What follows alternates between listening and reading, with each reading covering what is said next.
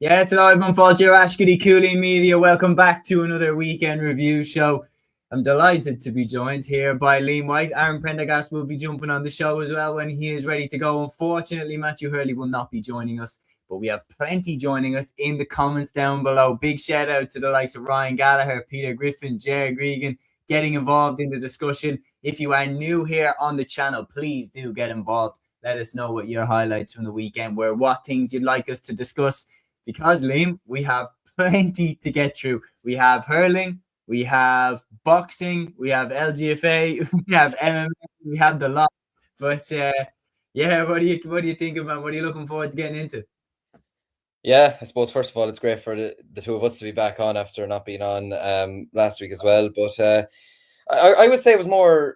You're an MMA fan. I'd say that was more MMA at the weekend than it was boxing, to be honest with you. Yeah, there wasn't any hands thrown. There was more kind of grips and stuff like this. I suppose, yeah, maybe wrestling to a degree, but yeah, no, it was a good weekend. Enjoyed the games, anyways. Obviously, was down in Waterford today for the Waterford Offaly match. I'd appreciate if we skipped that, but anyways, no, still great games over the weekend. Some big results, a lot of talking points. There's what's that meme of Antonio Conte? One normal day of Barclays, one normal day of GA Sunday. Yeah. But yeah, no, cracking weekend, and yeah, looking forward to getting into it. Yeah, Peter says here, Liam Gordon, MMA ref. Now we have, Jerry says, sure, throw in the Super Bowl into discussion while you're at it. Yeah, that's obviously on tonight as well. We had plenty of action across. Yeah, obviously, plenty of sports action this weekend. Of course, you had the Six Nations kicking off. We had Pats playing against Bohemians in the Aviva Stadium. We had a mental game in the Prem between City and Liverpool today. There's a lot to look at. If you like sport, you were definitely spoiled this weekend. It isn't over yet. We will get this wrapped up before League Sunday starts at 9:30. We know that is where we'll jump to as well. So we won't keep you from watching the highlights as well. Jerry here saying as well, is there a prize to the referee who can dish out the most black cards? We'll have plenty of referee discussion on this episode. Don't be worried. But Liam, we're going to start off here with the obvious game. Cork 29 points, Tipperary 22 points in Páirc Uí Chaoimh. So, I mean, going into this game, the rematch of the All-Ireland final, everyone knew there was going to be fireworks. And to be honest, you could have seen it from a mile away that there was going to be a melee at some point, because the whole talk, the way Ben O'Connor was saying, about letting the game flow and don't be kind of picky on fouls and stuff like that. And then the whole talk in the media as well about not taking a step back and not taking a backward step. You knew that was going to be in both of the teams' heads. And the thing is that I actually do think it overshadowed what was a very good first half. But the reality is most of the discussion is going to be completely about the melee at halftime, or right at halftime. It went on for ages. Let's say it is. It's two of the best teams in Ireland laying down a marker to each other. Aaron has disappeared, but now you're back. You're back. Aaron, we're just about to discuss, of course, the brawl between Cork and Tipperary, guys. A lot of people in the comments have been talking about it. Liam, I'll throw it to you first, though. Thoughts on the game itself, and then, of course, the big incident. Yeah, I thought the first half there was a lot of good hurling on display from both teams. Like, I don't think there was any sort of sitting back or anything like that from either team. I think both teams actually did want to win it. Now, do I think it was more important for Cork to win this game? Absolutely, 100%. After obviously what happened last July, do I think it demolishes the demons of last July? Absolutely not. It is a league game at the end of the day, and I feel like, even if they were to win, say, the first round in Thurles in April, it still won't fully feel like it until maybe they were to get them in an All-Ireland final or even All-Ireland semi-final and were to beat them then. But yeah, look, I truly enjoyed the game, to be honest. I think second half it slowed down a small bit, as you probably kind of anticipated, given the two red cards on the edge of half-time. But no, I thought there was some excellent hurling on display. I thought Dermot Healy was playing very well for Cork. I thought Darragh Fitzgibbon, he had a couple of wides, but I thought he was still absolutely fantastic. Owen Downey, was doing well as well. Aaron, it's happened again. Jesus. We're doing the awards at the end of the year. This is definitely more. Yeah. No, this is a constant. I think. We do a whip round to get to get Aaron a new USB or something. I don't know what's going on. Absolutely. But anyways, I thought Alan Connolly looked good last night as well. He got 4 points from play. He got a couple of frees as well. But yeah, I'm impressed with Willie Buckley as well, I have to say. I think he kind of reminds me like a mixture of the way Charlie Mitchell and Jake Morris kind of play. The way where they like scoop the ball up with their left hand and strikes it off their right hand side, kind of like this. I like the way that he plays. I'm a big fan of players that kind of play the game like that, and they're big and strong and everything like that. I have to say, Rhys Shelley is really making a name for himself. He's like Caoimhín Kelleher for Brentford. He's making only his penalty saves are coming against Cork. They must be sick of the sight of him at this point. And like Dalton hit that, like he hit it straight at him, but he hit it with such power. And we know the power that Dalton gets in behind his shots as well. He's very strong as well. So you see him scoring from 100 yards out in the club championship in Cork. So no, but look, I think Dalton overall probably did struggle. I would say he probably wasn't brilliant last weekend against Galway. Probably struggled again yesterday, but I think he will still come good towards the remainder of the year. I think he does still have a lot of quality in him to turn it around from his perspective anyway. But yeah, I thought Tip still did well in patches. I thought Brian O'Mara still had a good game at fullback once again, and it looks like he's kind of making that position nearly his own at the moment. Like I watched him last weekend in the flesh against us, and like he was absolutely superb. And again, yesterday, I thought he played a good game. And yeah, I mean, it was approaching the same scoreline as the final last year, only it was 16-12 this time. And then Jesus came. Like I like it was hot and heavy anyway throughout the game. And then just the cameras cut back to the incident at hand. And then like you're thinking, right, there will be red cards here, or there might be cards dished out here. But then when I saw it was for Barrett and Ford, I was very confused. And I'm still confused, to be honest with you, because I think Barrett's one was for like third man in. But from even say like the angle that it was shown from the other side from the RT cameras, it didn't look like he really did much in there. And the Ford one, I'm still kind of flabbergasted, to be honest with you. But yeah, it kind of ruined the game a small bit. The two sides then came in for the second half, and it wasn't as fluid as kind of the first half was. But yeah, look, if it's an early teaser for what we're going to get in the summer, then I think we're going to have some cracking games, both in Thurles and potentially in a Munster final. But yeah, look, it was a big win for Cork in the end, and I'm sure we'll get on to Ben O'Connor's comments and in a moment after the game. But I think overall, he'd be delighted. 3 wins out of 3 over 3 very good sides as well. Obviously, with Limerick to play, you'd expect them to beat Offaly, and they'll have Kilkenny as well. So yeah, things are looking good for them. Yeah, I mean, there's no question about it. You knew coming into the game that there was probably going to be a melee. Given how last year's All-Ireland final went, given the hurt that's there for Cork and how eager they would be to lay down a marker, and then all of the talk in the press then was who's going to take a back step. So you knew Tipperary were going to meet them head on and that they weren't going to take a back step. And the minute that it kicked off, it was like everyone knew this was going to happen. So everyone was ready to run in the minute that it did. And that's why it went on for so long, because nobody wanted to have the last push landed on one of their players. So every time someone shoved, they were immediately met with a response. And it seems to be pretty common, especially in the current game, that these kind of pushing and shoving matches take place, especially when two of the big teams are going head to head. And the reality is Cork and Tip, not only did they meet in last year's final, not only are they right now definitely 2 of the top 3 teams in the country. You can make up your order of, where they sit, but both of them are definitely in there.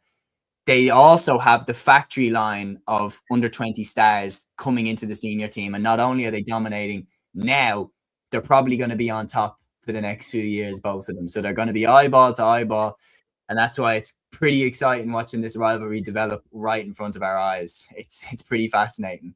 Aaron, what was your take on it? Obviously the brawl, everything like that. Well, the brawl definitely I think isn't fair. There wasn't any punches thrown, but a prolonged scuffle. Yeah, absolutely. Yeah, like there was definitely interesting kind of seeing it happen and everything else. Like I think it's like a given for a game like this. Cork Tipperary, after everything that happened in the summer, there was always going to be a bit of a brawl. Do you know what I mean? And there was always going to be a bit of a marker left. Like I'm not too sure why the referee blew it up. I feel like the referee kind of bottled it, to be honest. Like he was kind of just like, look, he was like, it was like he was kind of just looking at them all, and then he's like, all right, lads, just get away from me. Like, you know what I mean? I've had enough of yous. I've seen yous now. Do you know what I mean? Like, fair enough, picking out 2 players and giving a red. I can kind of understand that, because you probably can't really let something like that go unpunished. Do you know what I mean? When there is kind of, I get like, yeah, he could have picked anyone out. He just had to pick 2 players. But I feel like in the championship, like, I don't know, like I understand that maybe a little bit in the league for ending like, because we were kind of robbed 5, 6, 7 minutes of a game. Do you know what I mean? Yeah. So it was a little strange, I felt, like with the referee doing that. But look, I like, you do understand that, and hopefully like it's not something that becomes a thing, because yeah, I don't know, like if we started doing that in the championship, it just seems like a bit of a cop out, I think. Yeah, we've a lot of comments flying in about this. Porter, who I believe is a tip man. Correct me if I'm wrong if you're still watching, my good friend. He says we need to talk about Ben. I don't know if there's some meaning behind that. Someone say it. Ben O'Connor getting a bit mouthy, he says. So there's no question about it. Ben O'Connor, his introduction into the championship is definitely going to shake things up, because most managers are quite, tame in their post-match interviews. They always go for the cautious answer. Ben O'Connor, in all of his post-match interviews, he's straight to the point. He says exactly what's on his mind, and he will not stand for anything that he sees as stupid. And he's not afraid to call things out. And one thing I noticed, Aaron, is like Ben O'Connor, the way he's come in, he reminds me of how Jim McGuinness came in with Donegal, where anything that he perceived to be a little bit stupid, he's calling it out immediately.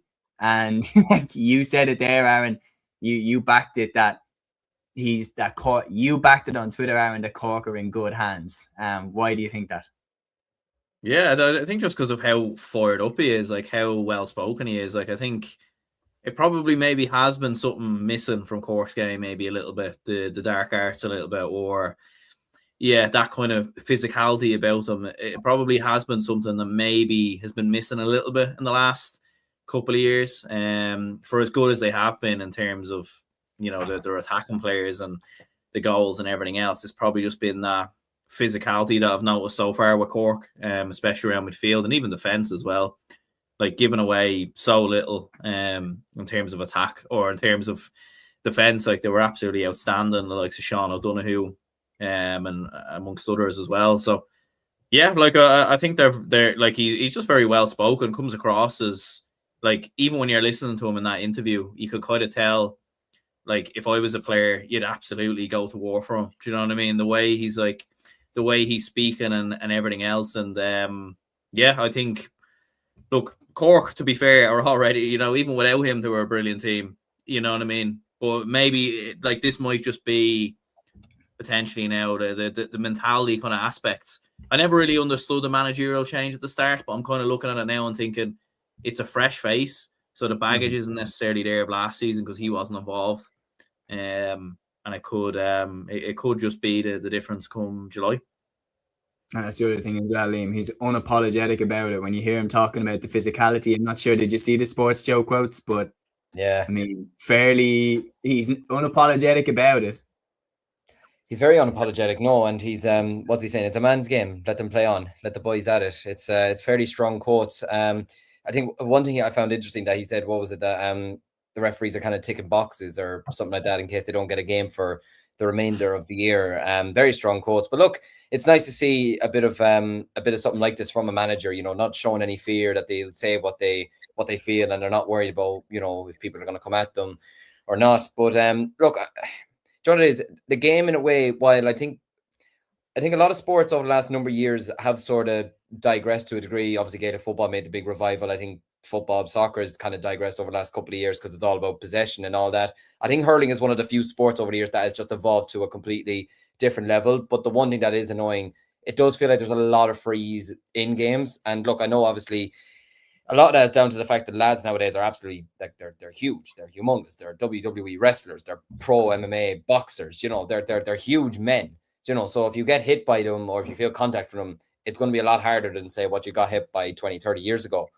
But at the same time, half the time it feels like it's nearly shooting practice for a free taker. Do you know what I mean? Some of the time. So I can kind of understand where he's coming from to a degree. A lot of the tackling, in a way, a lot of the time you're nearly afraid to make a tackle now in case, like, it is going to be a free because the referee's going to be pulling a lot more maybe. But Yeah, look, it's an interesting debate to be having, and I suppose as the season goes on, we'll see a lot more of this potentially. We'll probably see a lot more managers, even Johnny Kelly today, the Offaly manager, speaking to us afterwards, was kind of in agreement with him, to be honest with you. So I'm sure there's a lot more managers that are probably on his side with a lot of the quotes that he was saying as well. But yeah, it makes for an interesting season, and I can imagine for the media, he's box office. He's like Mourinho when he came to the Premier League. You know, I'd say that they're absolutely going to be loving him this season, to be honest.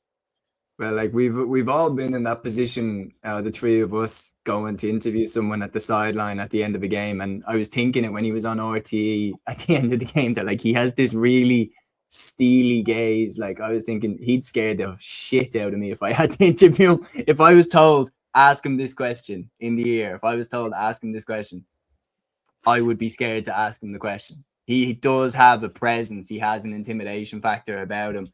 And there's no question about it. If he tells those Cork lads, go in there and don't let them mess with you. Like, you give as good as you get. You best believe they're going to do that. And the reality is I'm not really a man for hindsight analysis, like in terms of, oh, well, maybe this could be the ingredient that they didn't have. They were good enough to win the All-Ireland, especially in 2024. They were good enough. And if that shot by Robbie O'Flynn goes in past Eibhear Quilligan in extra time, in my opinion, they win that game. Like they would have been 2 points up with a minute to go. So they were good enough to win it then. And the grain of rice just tipped it in Clare's favour that day. But the reality is we're here in 2026. So the team has to evolve and the team has to change. You have to talk about the here and now. I think he's the perfect man to be managing Cork right now because, as we said, he's unapologetic about it. He will be a very intimidating presence on the sideline for Cork, and it will be like that kind of almost like Ferguson, the way that Ferguson used to almost, use his presence to get certain key decisions and everything like that, because that definitely would have ramped up the pressure on Liam Gordon heading into the game. The comments about let the game flow and everything like that. But the one thing about it is, like, let's be honest, based off how he was talking during the week about the physicality being lacking in the game and how the game is getting sanitized and everything like that, and based off the rivalry between the two counties, losing last year's All-Ireland final, Cork did to Tip, and then the fact that both of them have this factory line of superstars coming up, Oisin O'Donoghue on one side, Micheál Mullins on the other side for Cork, the way that they both have this factory on, they're going to be here for years to come. This rivalry is only going to get more fierce. They're eyeball to eyeball now. They're realizing we're probably going to be seeing a lot of you over the next 2 years, whether it's Munster finals, All-Ireland finals, and Ben O'Connor and Liam Cahill are both going to be drilling it into their players. Do not take a step back in any game, regardless of what it is. So the melee was inevitable, but by God, this rivalry is something special. It's going to deliver big time for us over the next few years. I can't wait for the next clash. We're gonna say here, Garrod says if Davy Fitz had scored the Tony Kelly rebound in extra time, then it wouldn't have been a grain of rice. There's moments in the game, but I do believe personally that shot would have won Cork the All-Ireland if that had flown in. Peter saying Colin Parkinson, former Leash Baller, Smaller GA podcast now on Patreon. He interviews managers after the game. Porter says Ben O'Connor will be a flop, capital flop. We'll see what happens. That's the rivalry between Cork and Tip there, if you want to see.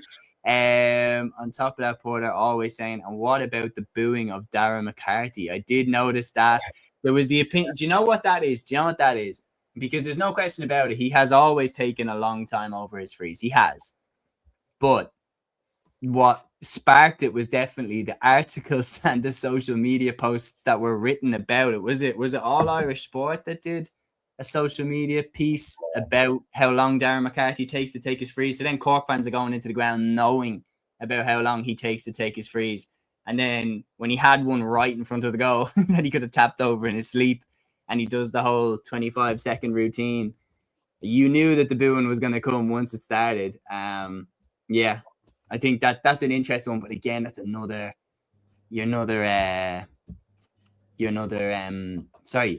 spin on this rivalry, another element to it.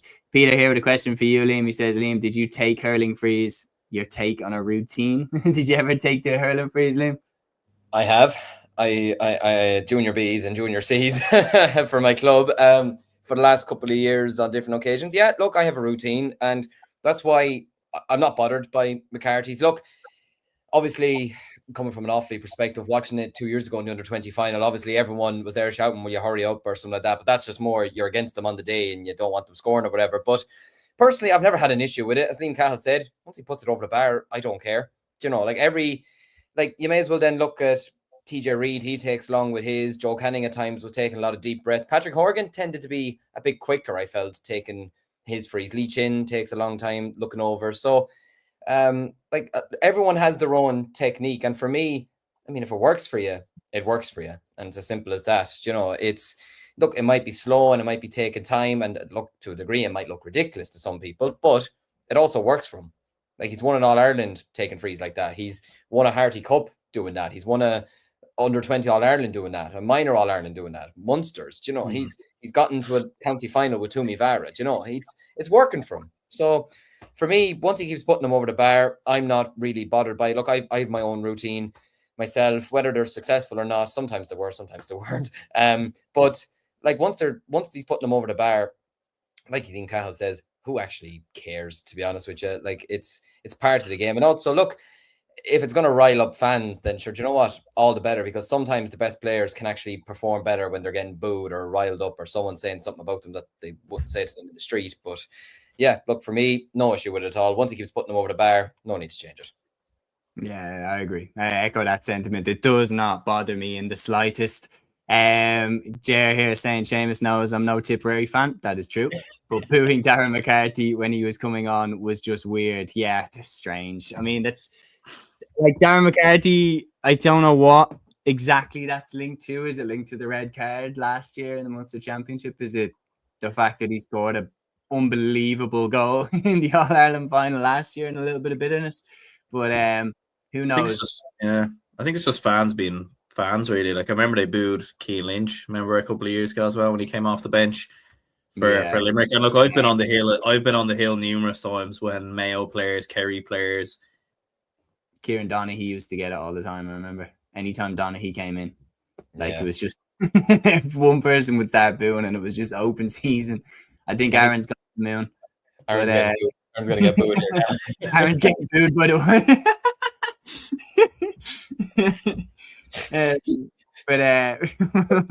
Somebody put boo in the comments right now for Gavin here says great win for the Roscommon Hurlers over Armagh. Hopefully the double next week. Yeah, if they can pull that off, that would be absolutely massive. Peter says, yeah, if it works, don't change it. Peter, we got plenty of boos coming in. Baron's Wi-Fi. We'll handle this. He's in the back room, but we'll see if it comes back. But yeah, that's how we recap on that. Your final take on it before we move on, Liam, because I think, as I was saying there, I think these are two of, I'd say, at least the top four, depending on how you spin things.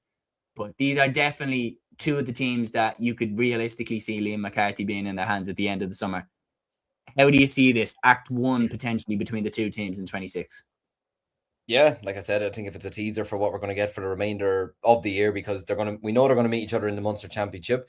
They could meet each other in a Munster final, and they could easily meet each other in another All-Ireland final, or at minimum All-Ireland semi-final. So look, I think it's a great teaser. I actually think it was here he is.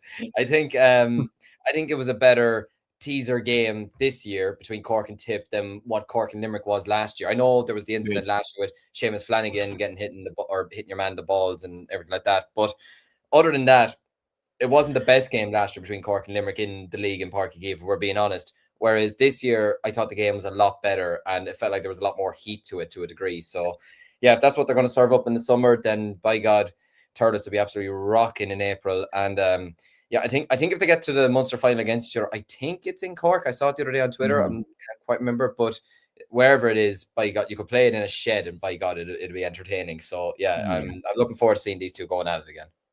Well, what's different about this rivalry compared to their rivalry with Limerick last year was, not last year, God, but yeah, I mean, I suppose that league game with Limerick last year, they were seen as the top two, but what's different is that Limerick had been 4 in a row All-Ireland champions. They had been the kings and Cork had to really knock them off their perch in that All-Ireland semi-final in 2024. And then there was the expectation that the Empire would strike back, and it was the rivalry between the two of them. And Tipperary came from nowhere to win. If we're talking about where Tipperary were at the end of 2024, you would have been brave at the beginning of 2025 to say that they were going to win the All-Ireland from the get-go. And absolute credit to them. They smashed it. And now they're here.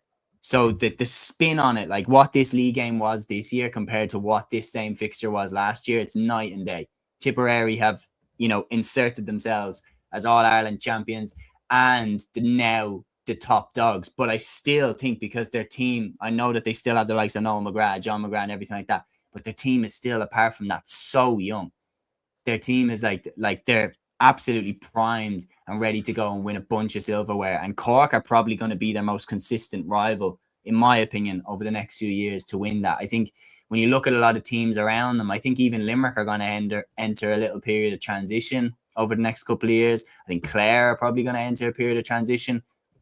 It's going to be very, very interesting to see how they handle it. And by the way, when I'm saying entering a period of transition, you can still win All-Irelands in a period of transition. We've seen Kilkenny do it. We've seen Dublin do it in the football. We've seen Kerry do it most famously in 2014 when they won, as they were saying they were in their rebuild. It can happen, but I think for the long haul, these two are going to be going nose to nose for the next few years. Aaron, what's your recap on this game before we move on? Yeah, overall, I think it was it was comfortable enough really for Cork from start to finish. Maybe in the first half, both teams are kind of trading back and forth. But I feel like there was a spell, I think, around the 12th or 13th, 14th minute where they scored 6 on the bounce. And they kind of just really pulled away from Tipperary after that. The decision as well to put Dara Fitzgibbon in a half forward, that was a master stroke, I think, by Ben O'Connor. Scored 7 points in total, was man of the match, was outstanding. And yeah, for Tipperary, I don't think, look, they'd be disappointed to lose the game, but I was listening to Liam Cahill's post-match interview, and he was upbeat, he was chatty, he was happy, he was smiley. I don't think it's the end of the world in any way for Tipperary to lose this game. And even in the second half of both teams, the first half was blood and thunder, and it was back and forth, and there was heavy challenges. And then it was almost in the second half, both teams were okay, we're happy to just play the game now at a much smaller pace, not give too much away. And I think there was elements of that really, I think, from both teams. And look, Tipperary obviously didn't start, the McGraths and everything else, still have other lads to come back in. So no Ronan Marr. No Ronan Marr as well. So it's not the end of the world, I think, for Tipperary to lose this game. Yeah, I think Cork wanted to win this game more. I think it meant more to them to win it, especially after last year's All-Ireland final, and they have. But these teams are going to meet again, and by God, it's going to be a cracker. Moving on now to Division 1A's Round 3 clash today between Limerick and Kilkenny. It finished Limerick 126, Kilkenny 216 at the Gaelic grounds. The Treaty bouncing back after their setback against Waterford last week. And interestingly, a tweet that I seen at the end of the game, it's Limerick's first win since they beat Cork in the Munster Championship, if we're talking a national competition. It's their first win since they beat Cork in May of last year. So, Aaron, I'll come to you first. This is under the radar as a massive win for Limerick, just to get back on the board. Yeah, absolutely. And if they had a loss today as well, I think it would have been the first time they've lost 5 games in a row in league and championship in 40 years or something like that, or something of that nature. Absolutely mental, yeah. And even Limerick losing 5 games in a row, before this 5-game spell, if they had a loss today, even losing 5 games in general, you would have been going back the last 3, 4, or 5 years to even find 5 games that they lost. But yeah, big win for Limerick. They had to bounce back, I think, after really damning defeat against Waterford, where even John Cúilín said they didn't really show much fight and spirit and everything else. They definitely showed that today. And the big guns were out as well, Pierre Casey was brilliant, 5 points. Aaron Gillan as well, with a kind of trademark Aaron Gillan goal. Adam English as well, the pass inside as well. It's Limerick, sometimes they never really go for goals. It's kind of frustrating watching them at times. They're so point heavy. And when Gillan got it, it was nearly he nearly had to think about it a little bit, because it nearly looked like he was going to put it over the bar. And then he said, actually, do you know what? F all that, F the system. I'm putting this in the back of the net. And even like when he nearly looked annoyed after he scored the goal, it was really weird. He nearly looked frustrated or something. He was almost like, I want to do that more often or something. But yeah, it was a lovely finish. And yeah, comfortable enough for Limerick. Maybe the only thing to be disappointed about is the penalty miss at the end, because they've had a fair amount of bad luck with penalties recently. But look, they won the game, so that's all that matters. Like, Liam, how do you see it?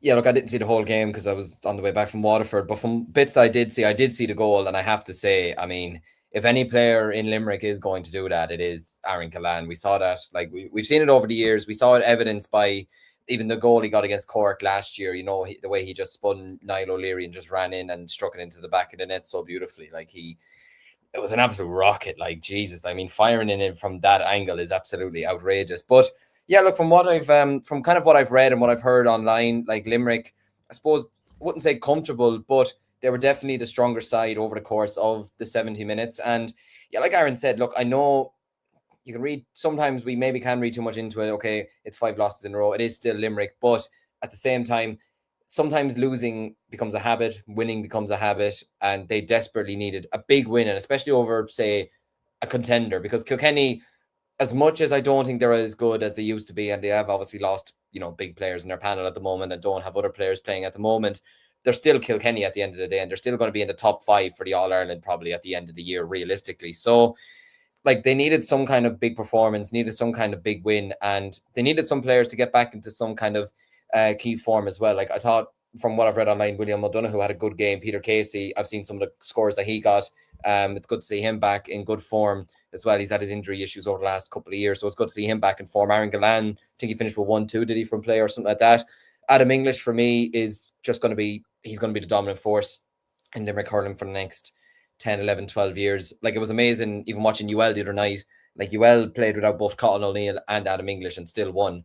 And I'm there thinking, Jesus, if they had those two, and especially Adam English, like, I've watched nearly all of UL's games. I think the only one I didn't watch was their first game against Maynooth, but every game I've watched, like, he's so scintillating in the middle, the way he strikes the ball, finds the forwards, even just striking the ball over the bar. He has a beautiful strike of the ball as well. And yeah, for me, he's going to be Limerick's best hurler over the next number of years. But look, great win for Limerick. No point saying otherwise. Aidan O'Connor as well, getting 10 points, 3 from play, which is positive as well. Good for him to get a bit of confidence in the team as well. I was very impressed with him the 1 or 2 times I saw him down in Limerick last year in the league. And I think he could be in for a big season as well. So yeah, very positive for Limerick.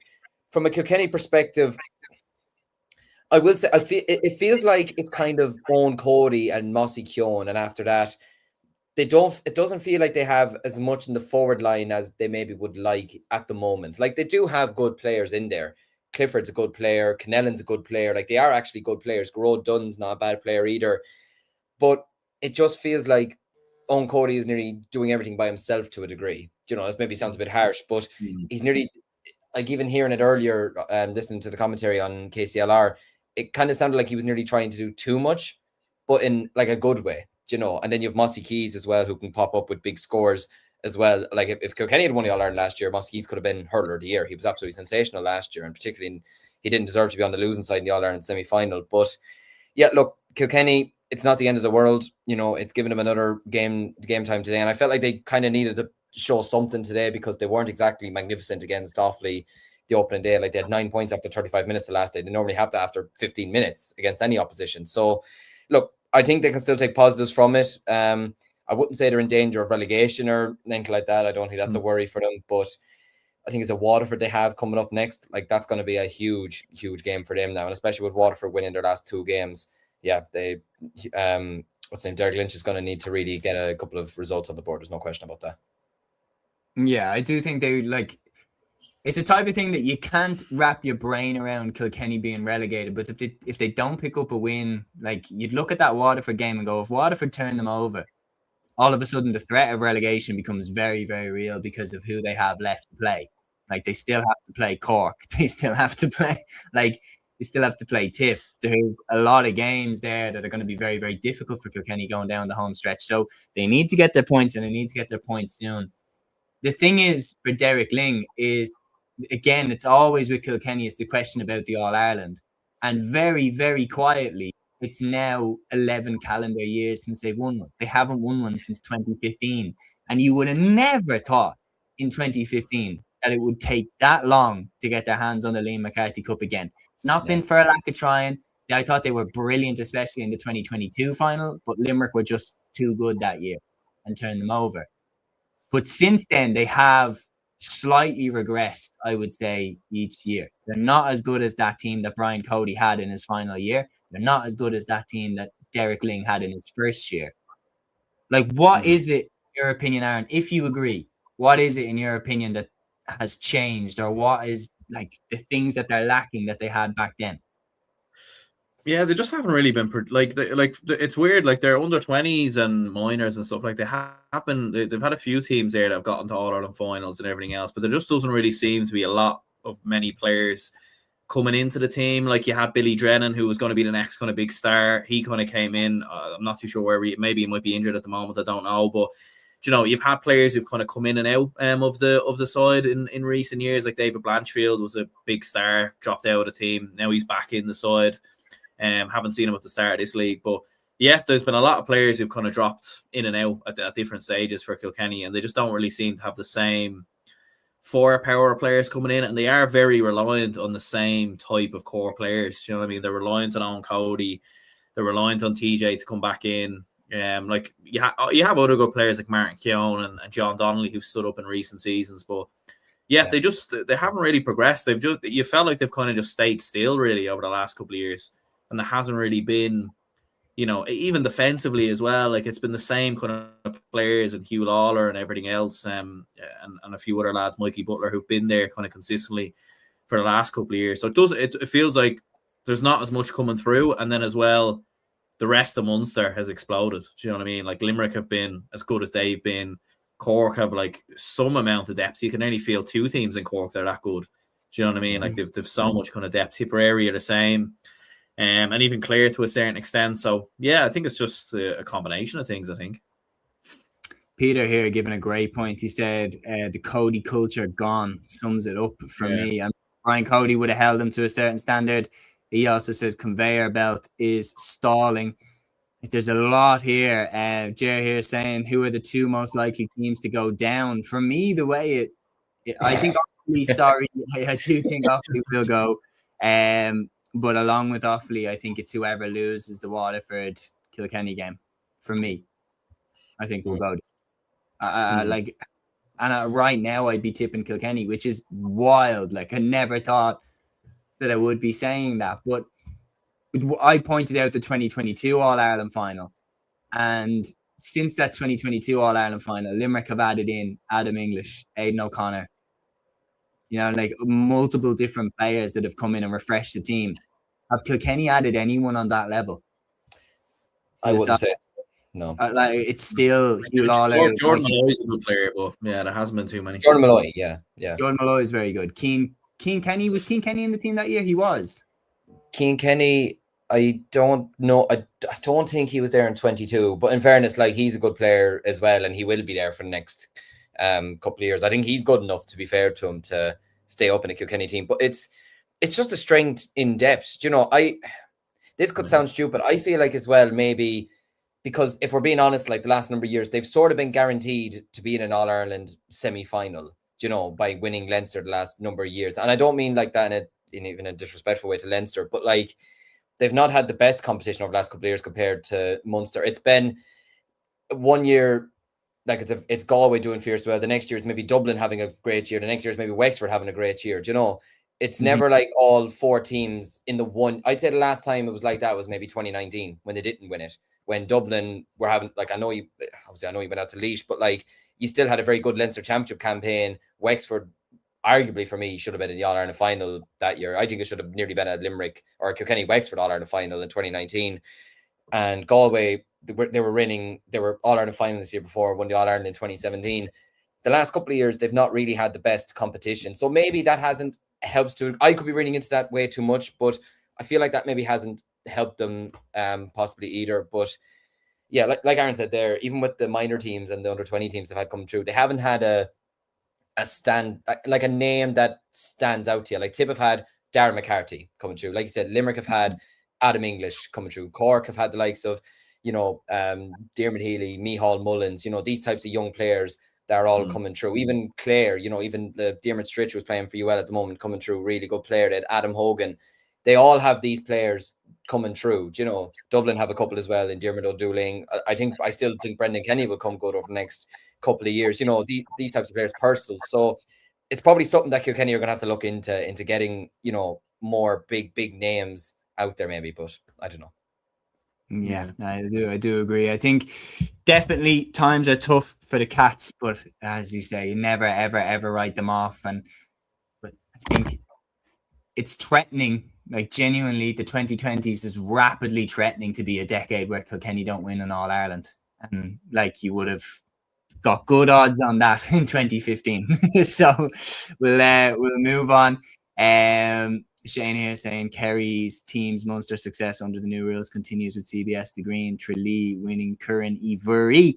Big shout there. Porter says, hope Offaly keep getting better. That 90s team played a lovely brand of hurling. They certainly did. But don't get Liam started on that, or else we'll get into delusion time very, very quickly. But anyway, we will move on. And unfortunately, Liam, sorry, I don't know what this game is next. It does bring you back down to earth. Waterford 119, Wexford. Sorry, Offaly 16 points in Walsh Park. Waterford make it back-to-back wins. And given how poor their league campaign started, the way that they've responded has been good. And in Ruben Halloran, they found a new gem.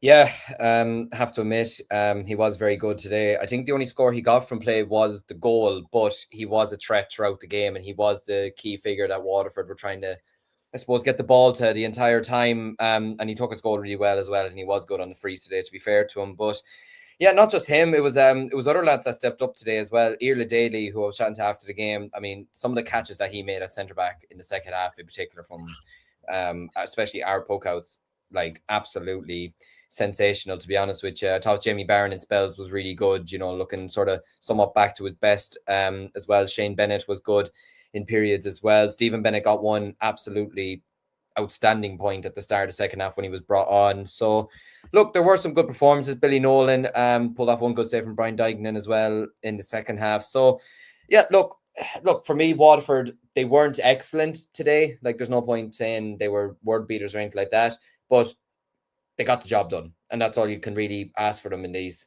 types of games, to be honest with you. And yet, look, they're still missing a lot of players as well.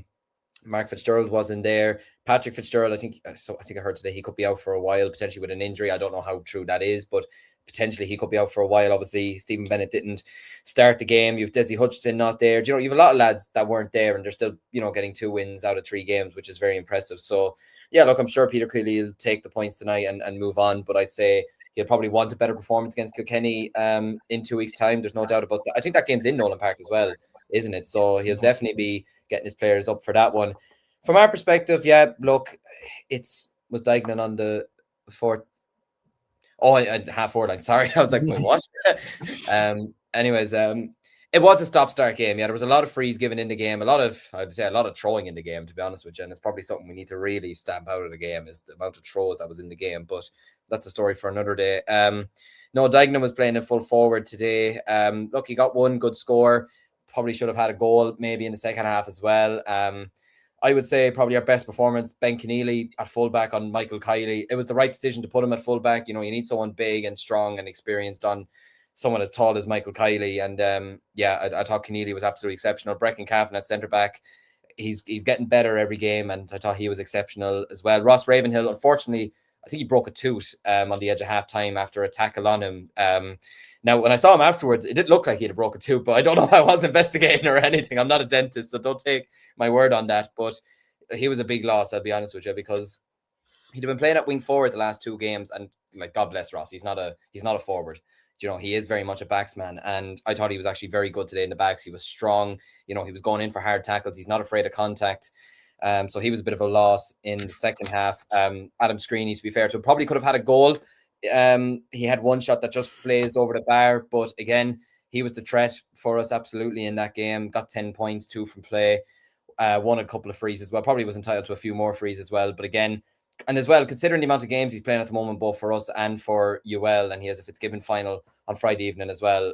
He's playing absolutely fantastic at the moment, and I'm delighted to see it from his perspective. Cottle King in the middle was good. Thought Daniel Burke played well as well. Had a late fitness test before the game, but he came through and he looked good. Turgeinen in phases did well as well.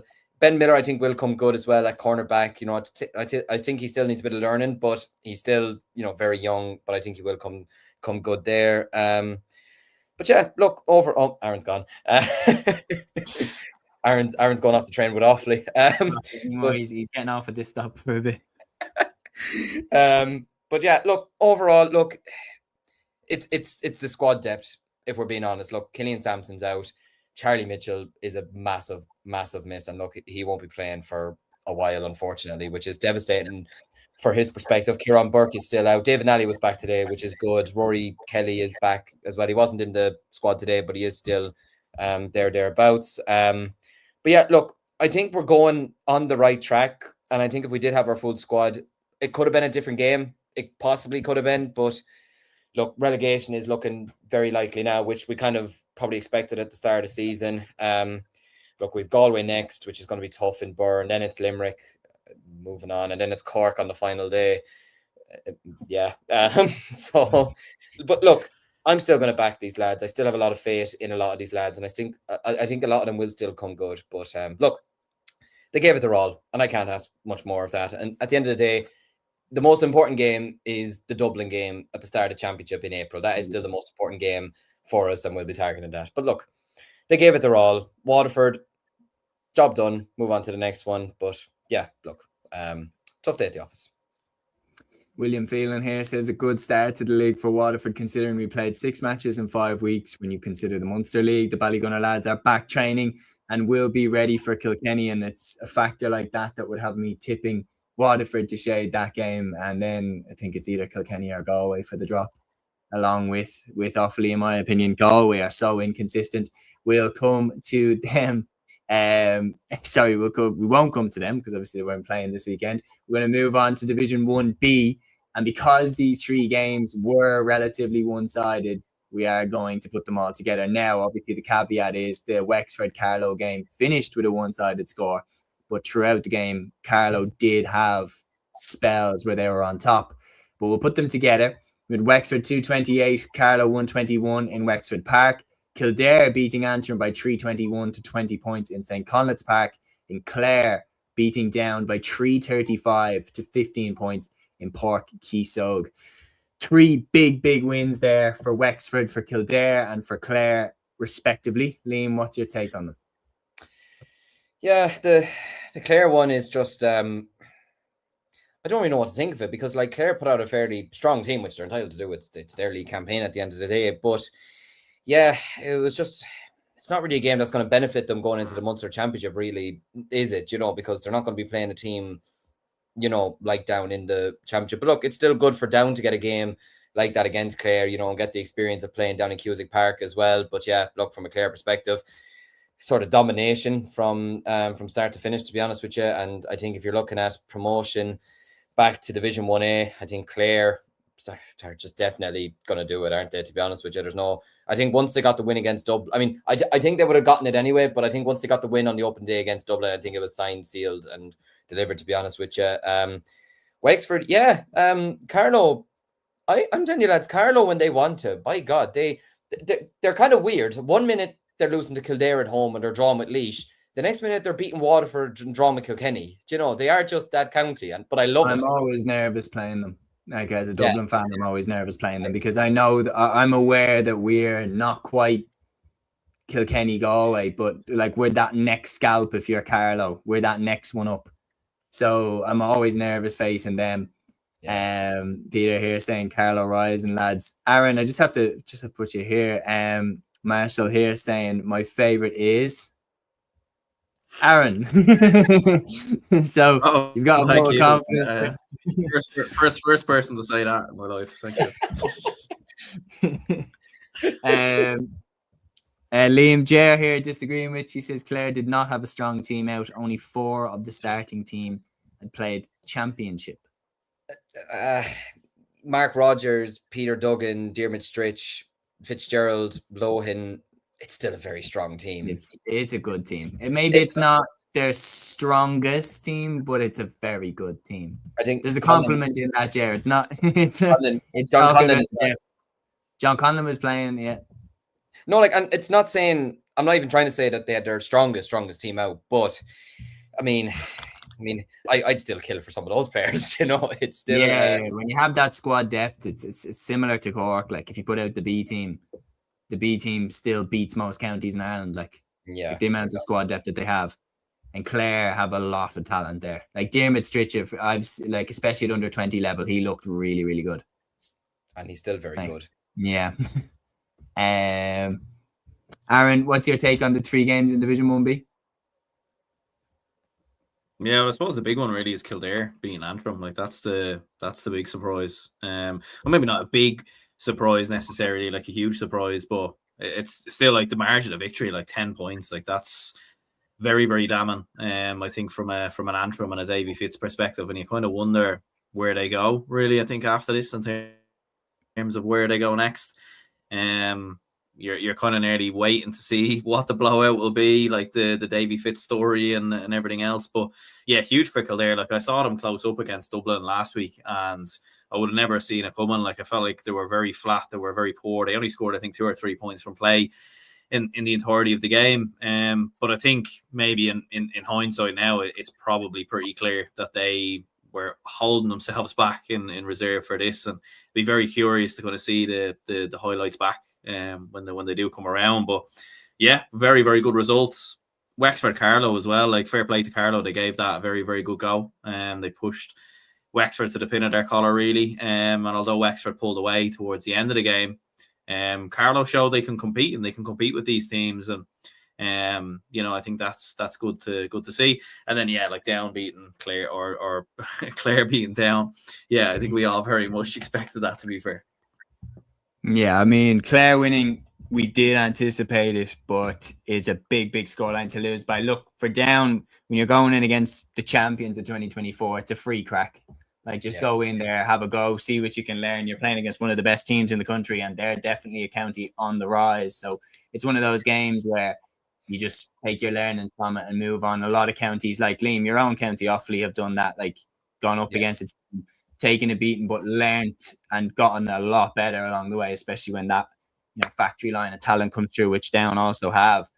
Yeah. So there's no question about it. It's been a very, very interesting Division 1B campaign so far. We had a really, really interesting comment up here. I just want to find it from Ryan B. He said, is Division 1B still all about Clare and Dublin, even though Wexford are 3 out of 3 and all pundits picked Carlow all week? The reality is that they haven't been convincing, but they've won 3 out of 3. And Leachin coming back in, he still looks sharp as ever. Like going into the Leinster Championship, there's no reason why Wexford can't be in one of those 3 places to get out of the group again. It's just a question of, like, to me, I don't see Wexford being much different from what they've been in previous years. I don't, and it's that kind of thing of, if you do what you always do, you get what you always got. I could see Wexford having 1 of 2 years, the way they're looking right now. I could see them having 1 of 2 years. They qualify in 3rd place out of the Leinster Championship and then don't get to the semi-finals, or they get to the Leinster final. I could see them winning the Leinster final if they get there, but I couldn't see them getting to an All-Ireland final. And I think how good they were in 2019, they were amazing in 2019. And they felt agonizingly close and short there. And I just think the players that they had that year that they don't have now, that were absolutely fantastic players like Matthew O'Hanlon and stuff, to be missing players of that caliber, that's gotta hurt. And I don't think they've been able to replace those lads. Like we had it with Dublin for ages, where we got to a semi-final in 2013. We had to take a long time to rebuild that side. A long time, and now we're in a position where I feel like we're building. Like we got to the semi-final last year, like it was a pretty chastening day. So it got shown to us that there's a long way to go for us too. Peter saying, I'd back the Dubs, and Clare, Antrim are defo gone. Ryan says, are Carlow playing the Dubs next? Carlow will hammer them. Sorry. I'm messing. Jer says Carlo play Antrim next, and that's where Ryan coming in saying Carlo will hammer them. And that, my friends, is a grade A example of being taken out of context. So Jer here saying, in fairness, 2 of Wexford's wins are narrow wins against Antrim and Down. The reality is, in my opinion, Wexford still have to play the best team in the division, which is Clare. It hurts me to say that as a Dublin fan, but Clare are the best team in the division, no question. So it's going to be interesting to see how they get on in that game. And I think that will give us a much better understanding of where they are at this year. But we're going to move on now to Division 2. So Division 2's games in round 3, we had, of course, Kerry beating London by 5-21 to 121. Derry beating Mayo by 225 to 20 points. And Westmeath beating Meath by 25 points to a goal and 19. Aaron, I'll come to you first. Very, very interesting games. Big wins for Westmeath, Derry, and Kerry again looking impressive. 5 goals this time they're racking up. Oh. Do you want to jump in, Liam? I think. Yeah, Liam, you better take the wheel. Okay. I thought it was processing for him. Yeah, look, for Westmeath, very narrow win against Meath. I expected Westmeath to probably look. They've lost a lot of players to retirement during the winter, and a lot of really good experienced players. There's no question about that. But I still probably thought they would be. Look, context is a great thing because look, I'm still someone who needs to watch a game to truly say, right, how did this game go, or is the scoreline kind of fair? But yeah, judging by this on Scorebio, it looked like Meath were always kind of in the game, but just couldn't quite get close enough to Westmeath. And look, in fairness to Westmeath, look, you got to give them credit. There were still some players that stood out today. Owen Keys got 5 points from corner forward. Killian Doyle, as we've come to expect over the last couple of years, 10 points from full forward, 7 from free, 3 from play. Eamon Cuneen, who got the point last weekend to level the game against Kerry, 2 points as well. Peter Clark, who got 2 goals for DCU the other night in the Fitzgibbon featuring as well. David Williams, who I'm a big fan of as well, got 4 points from midfield. So I think Kevin O'Brien is building slowly with this Westmeath team. It is a rebuild, if we're being honest with you, but I'd say he'll just be happy, get 2 points. You have 3 points after 2 games.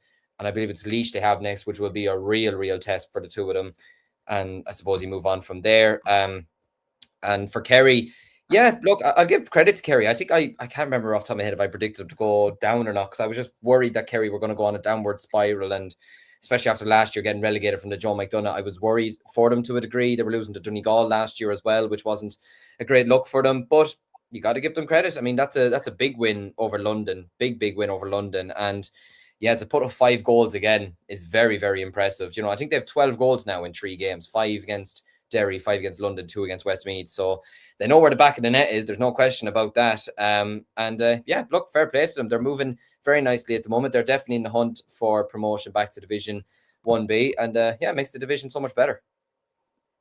It certainly does. Aaron, could I get your take on those 3 Division 2 games? Sorry, just to remind you, it was, of course, the 3 Division 2 games. It was big wins for Kerry, big win for Westmeath, and big win for Derry over Mayo as well.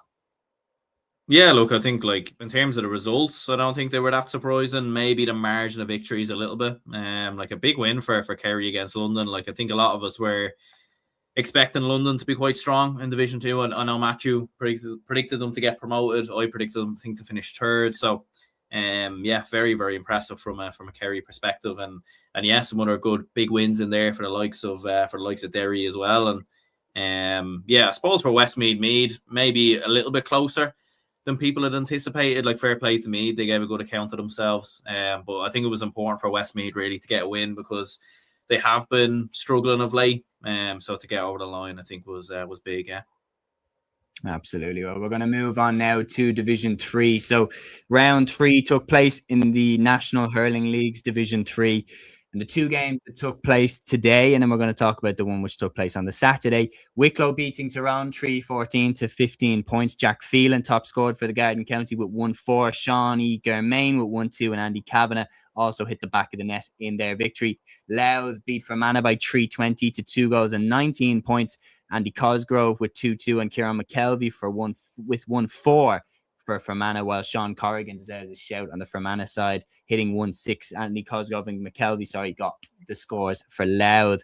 And then looking at the game in Division 3, which took place on the Saturday, we have, of course, Roscommon beating Armagh by 2 goals and 17 points to 12 points. They made it 2 out of 2. As, of course, Gavin touched on, can they make it 2 out of 2 next weekend with the football? Only time will tell. Limo, Coyle and Keane Murray gold for the 14-man Rossies. Connor Morris hit 4 points and Conor Mulroy with 3 points thrived as well for the Rossies. Big wins there, lads. Yeah, great wins. I think Division 3 is very interesting at the moment. You've Donegal up there who obviously weren't playing this weekend with 100% record. Wicklow are moving nicely as well, especially after the defeat that they had earlier on in the campaign as well. Geez, Louth and Fermanagh sounded like an absolutely cracking game, to be honest with you. 320 to 219. And it's good as well because if you can remember, that was the same game last year that had the controversy over, wasn't it? The league final was played at a club ground and there was like no officials or there was no lines drawn. It was one of those, I can't remember off the top of my head. So it's good to see these two counties having another crack at each other and playing out an absolutely savage game once again. Kieran McKelvey, like I mentioned, scoring 1-4 at full forward, and Andrew Cosgrove scoring 2-2 as well. So big performances from them. Division 3, it's looking very interesting at the moment. Roscommon, to be fair to them, like for years they were a proud hurling county as well. And they're probably still a very proud hurling county, to be fair to them. Had a big win last year, and you're hoping that it drives on their hurling scene for the next couple of years as well. For Fermanagh and Armagh, I mean, it's not looking good for them at the moment, to be honest with you. They could be looking certain for the drop at the moment. But I think Division 3 is going to go right down to the wire. I would still probably back Donegal. I still think they're a very strong team, doing a lot of great work there at the moment. But Wicklow and Roscommon will push them close. And I mean, don't write off Louth either. They're still in this hunt as well. And they'll take great confidence from getting a win away from home as well. Absolutely. So, Aaron, I'm going to come to you for Division 4.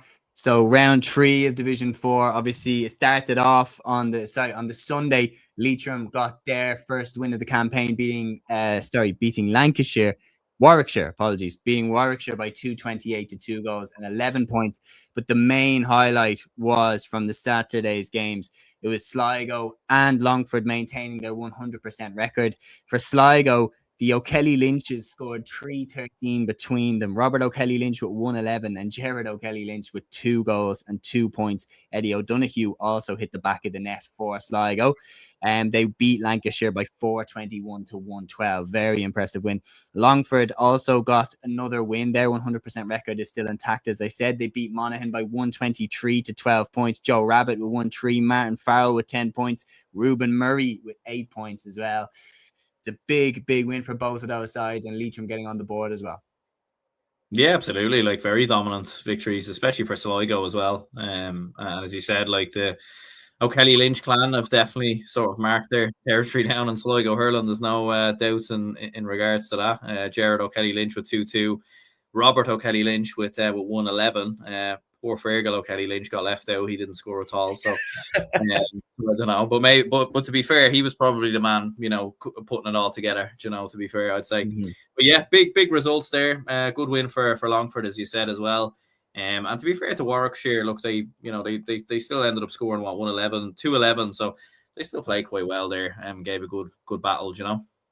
Absolutely. So, well, that is our hurling coverage wrapped up. We're going to run through Division 1, 2 and 3's action in the LGFA as well. And we're going to start off with Division 1. And when we're looking at the fixtures, there was 2 main ones that jumped out at me. Meath and Kerry was the main one in Dunshaughlin. Like, the rivalry between those 2 counties is absolutely brilliant. But from a biased perspective, I was going to keep an eye on the Dubs and see how they got on in their trip to Fraher Field to play against Waterford. You knew it was going to be such a difficult game. And Waterford got the job done. A goal and 10 to 8 points. Waterford beat Dublin by in Fraher Field. Waterford continued their 100% record, 3 wins out of 3 in the league campaign. First they go away and hammer Armagh, then they beat Kerry, and now they've beaten Dublin. So they've beaten the last 2 All-Ireland champions as well as beating a perennial contender in Armagh. It's been an amazing start to the league campaign, Lynn. I'm raging I didn't pick them first now. I picked them second. I'm absolutely raging. I should have picked them first. I've been a big fan of this Waterford team the last couple of years, and I was watching them, it was on the bank holiday Monday against Kerry on TG Cahir, and Like, they were so impressive. And what impressed me most about them was their turnover and their hunting impacts. It was like watching kind of like Donegal against Dublin to a degree. You know, the way, you know how when Dublin got the ball, there was 4 or 5 Donegal players just swarming a Dublin player every single time, a blankets situation. The way Waterford were turning over the ball against Kerry was absolutely sensational. And look, I didn't see this game, so I can't judge on that perspective from this game. But again, like, that's a huge victory for Waterford football. I mean, they were probably devastated not to beat Dublin last year in the championship, you know, the game that ended 1-13 each. But to get a win here over Dublin after they just won the All-Ireland is very, very impressive. They were leading by 5 points at halftime, and yeah, they were just very controlled in the second half. It didn't really feel like it was really in danger of them losing their lead, to be honest with you. But it's brilliant to see Waterford getting up to this level. I think they could beat Kerry in the Munster Championship this year. I would not be shocked in the slightest. And I wouldn't be shocked if they did get to an All-Ireland final. I do like this Waterford team a lot. I think they're on the right track. They have a lot of excellent players. It's not just Lauren McGregor, it's Emma Murray, it's Anya O'Neill, Breed McMahon. Is that how you say her name? I think it's McMaw. Okay, I'm sorry, Breed, if you're listening. But yeah, look, they're a fantastic team, and they're coming. They're absolutely coming for that Munster title this year. They're going to try and get to an All-Ireland final this year. I feel like they have a lot of unfinished business. I wouldn't say it's panic stations for Dublin. It is the league at the end of the day, but it is 2 defeats in 3 games, which would be a small bit of a concern from 3 defeats out of 3. Or 3 defeats out of 3. You lost to me in round 2, yeah. Sorry, beg your pardon. But yeah, look, I still wouldn't say it's exactly panic stations just yet, but it's not ideal. And especially, like, Kerry were dominant over them in the first round. I was watching the Mead game. Jeez, my memory's terrible. I was watching the Mead game. That was a fairly dominant display from Mead, especially in the second half on Monday. And again, judging by what I'm reading here, it didn't seem like Dublin were ever going to kind of get back into the game. Would you be worried from this perspective, or do you just see it as it's the league and you'll improve as the season goes on? Or I think, like, you have to take it into account the context of, like, Hannah Tyrrell retired, and Nicole Owens retired, and a lot of our other crop, I don't know quite just how long they have left. Like Carla Rowe, that type, you know, like, are they got Leah Caffrey's been around a while as well, like that. When 1 or 2 start going, is it going to be a golden crop kind of exodus? I don't know. And when those players aren't there, attacking wise, we didn't look very potent against Waterford in this game. We didn't look very potent against Meath either. Now, don't get me wrong, those are played in very, very difficult conditions on very difficult days. Yeah. And when we get the likes of Kate Sullivan back into the team, we'll have that punch in the attack that we really, really need. Caoimhe O'Connor as well is huge for that, like the pace that she brings to the attack. Heatherton as well, like her returning in this game, you could see her impact. So we were a little bit better, but we need to pick up a win soon. Like, there's no question. We can't go on losing like this and stay up. So it is worrying me a little bit, but I'd be more excited if I was a Waterford fan, like, because on top of that, Kellyanne Hogan and Emma Murray, they're signed to the AFLW, and yet they're returning to play for Waterford. And that tells me that they're building something that they believe in, that they think is worth returning from Australia. Do you know what I mean? To be part of. They don't want to miss this. I'm saying it now. Waterford are aiming for an All-Ireland title. There's no doubt in my mind. When you see how close they were to Dublin in the championship, when you see how close they've been to Kerry in the Munster Championship especially, and that point by Kate Sullivan last year, when that went over the bar, that had a huge ripple effect for Waterford's year, because that meant that Dublin topped the group, and that meant that Waterford, instead of having a home game in the quarterfinal, which Dublin did against Cork, Waterford instead had to go away to Galway. And that was the most difficult tie, I'd say, out of the quarterfinals. You look at then how close Dublin went against Galway. Hannah Tyrrell's free was what saved us from being eliminated. If Waterford had had that home tie, I would have backed them to get into the All-Ireland semi-finals, and then who knows how the year goes from there.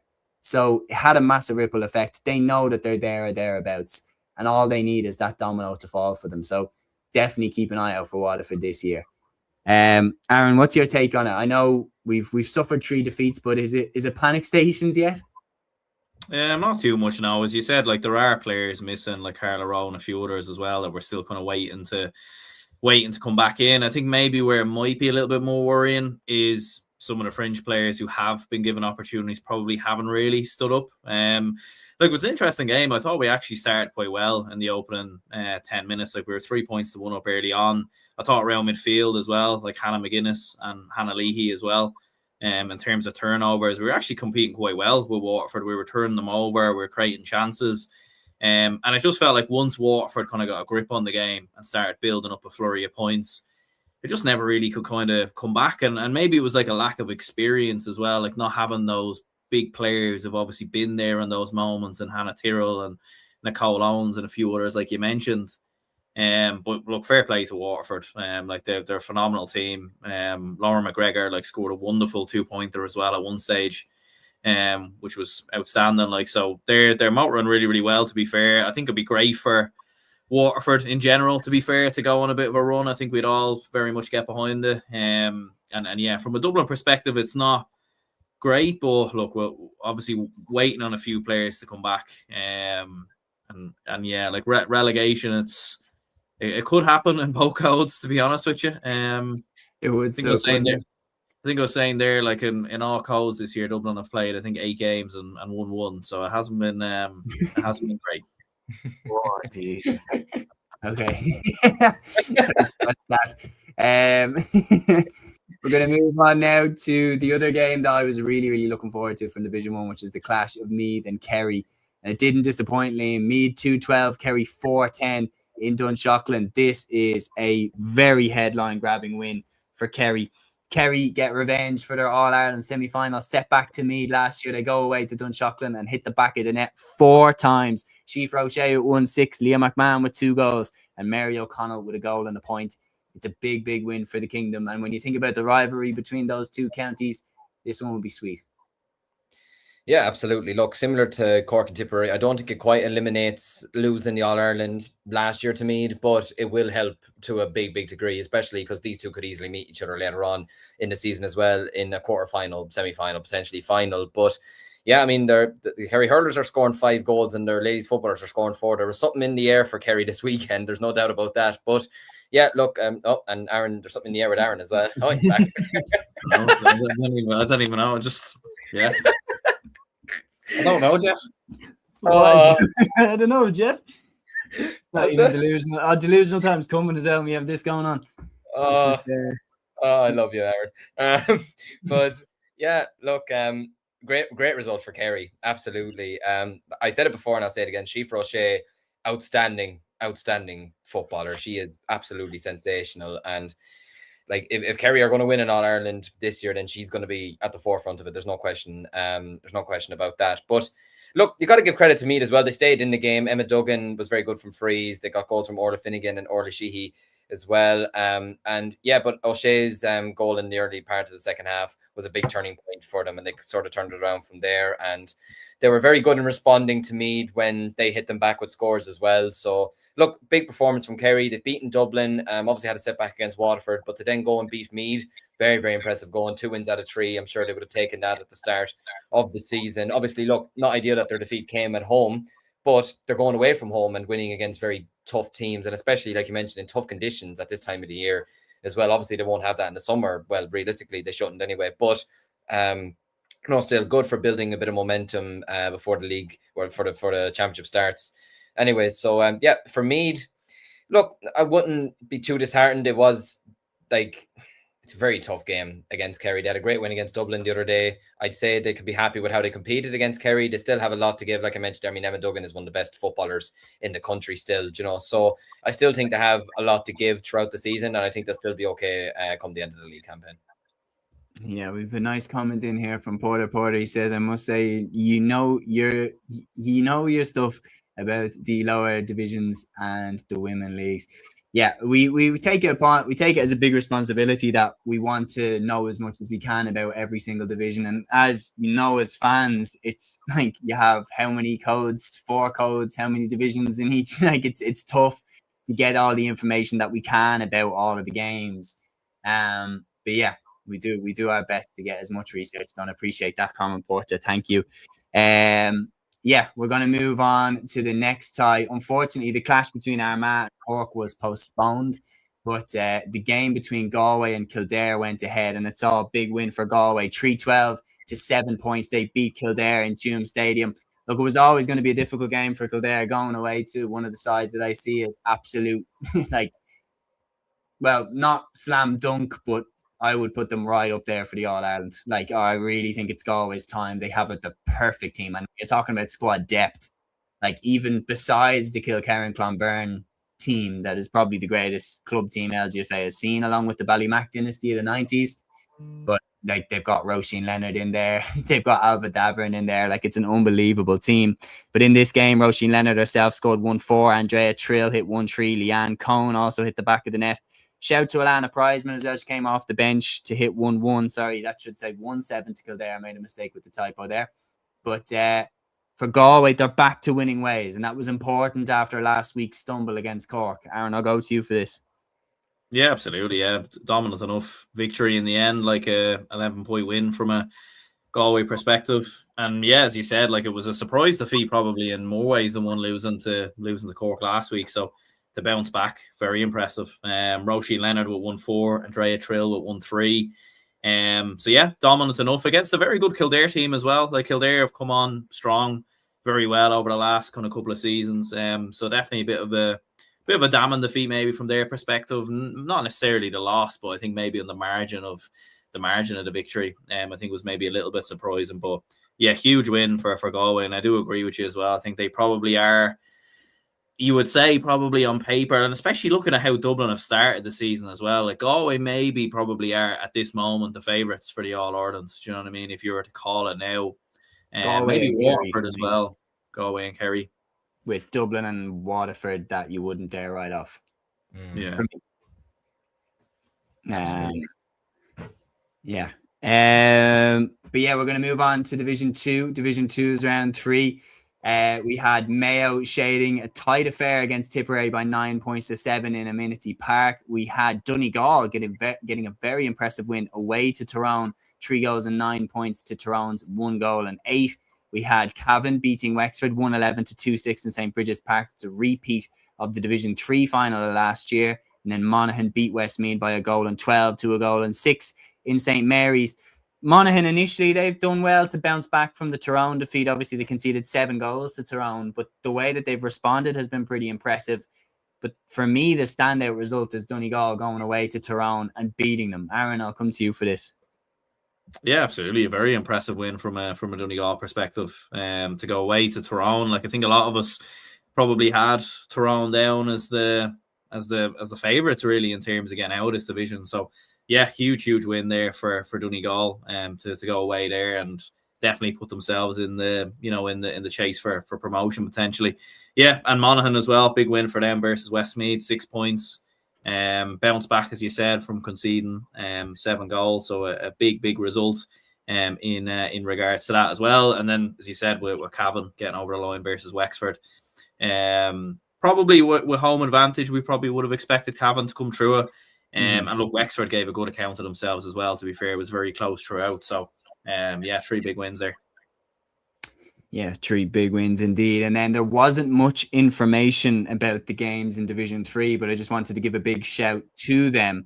It was Clare and Down putting on an absolute cracker in Clarecastle, 4-13 to Clare, 7-13 to Down.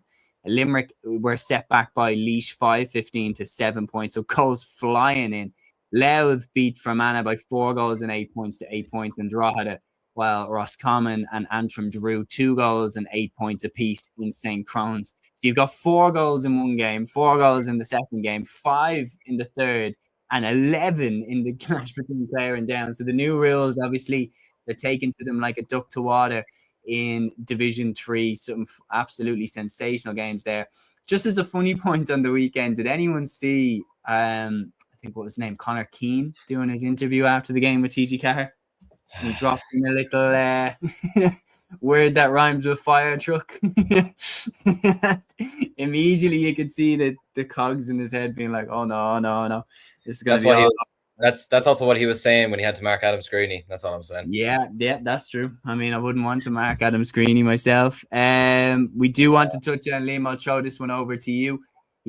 Of course, finally this game took place. It was supposed to be in round 1 of the men's Division 4 Football League. Waterford against Longford. Longford getting a big win, to be fair, when you consider their setback to London last week. They go away to Fairfield, beat Waterford by 218 to 314.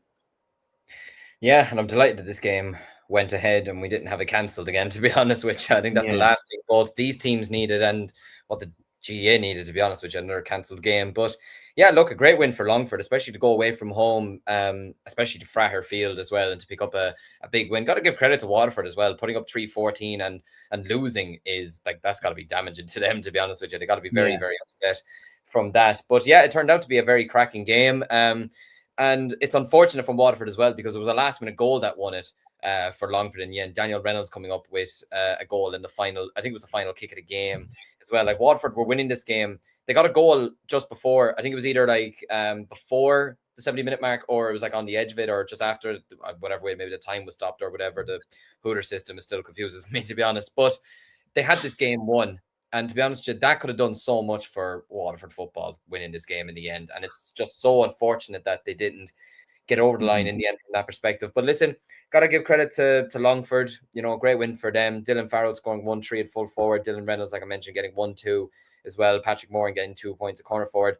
Desi Reynolds scoring 3 points from centre back as well. Very, very impressive as well. So yeah, look, a great win for Longford, for them to hopefully boost their Division 4 campaign now. For Waterford, very, very unfortunate from their perspective. It'd be great to see Waterford winning a couple of games in the football. But yeah, I'm just glad this game got played more than anything, to be honest.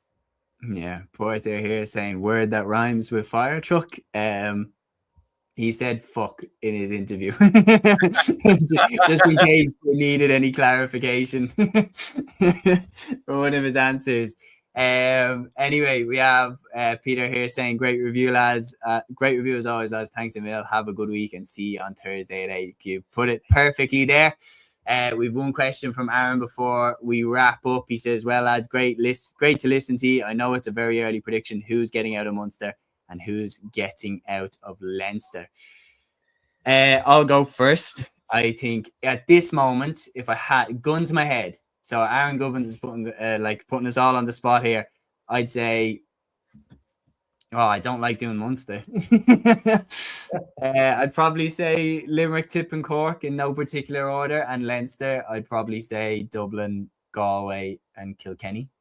Any disagreements?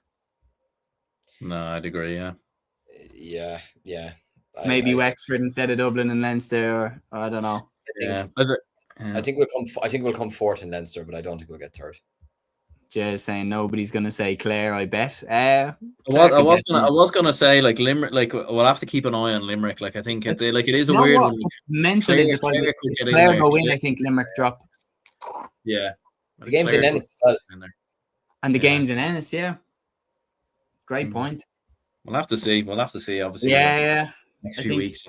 If the game's in Ennis, but what's interesting is over the last few years, Clare tend to beat Limerick when it's in Limerick, and Limerick tend to beat Clare when it's in Clare. So true, actually, very, very interested to see how it plays out. But yeah, we will wrap it up there. Great question, Aaron. Thanks a mil for that. But we'll call it there. And we're never afraid to predict. I mean, we are afraid, but we will still do it. We'll still make the predictions, even if it's as early as it is. And a lot could change between now and then. We could have a massive injury to a key player. But we'll see what happens. Porter, thanking us on the show. Thanks a million for jumping on. Thank you to everybody who got involved in the discussion. It was a really enjoyable episode. We will be back, as Peter said, on Thursday at 8 p.m. for the weekend preview show. But until then, enjoy League Sunday. Enjoy the week. Agus Torah.